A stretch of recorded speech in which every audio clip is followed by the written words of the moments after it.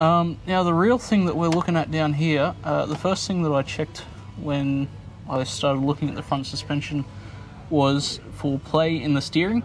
I found a little bit of play, which is a little bit annoying, but we're looking at this lower control arm ball joint, and we see a split in the boot here.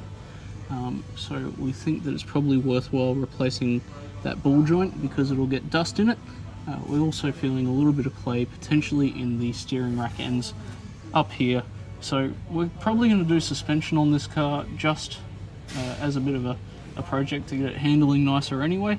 But while we're at it, we'll try and replace this rack end, probably that lower ball joint as well, just to make this thing handle really nice again. So we've moved on to the left-hand side of the front suspension now. I just wanted to show you how it's a really good way to easily check this yourself. First of all, same as the rears, we check the shocks for leaking, check the condition of the spring, if it's rusty, anything like that.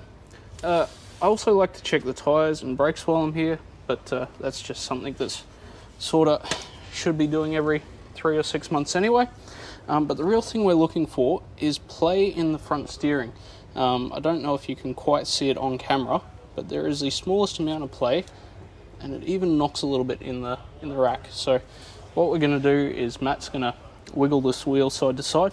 I'm going to jump underneath the car, and I'm going to try and find exactly which component that's coming from.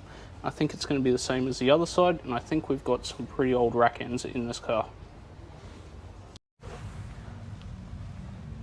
So we've lifted up the left-hand side just to check everything the same as the right-hand front.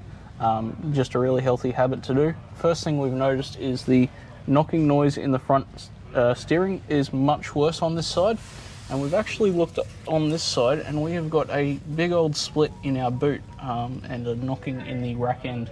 So that's definitely the source of our knocking noise.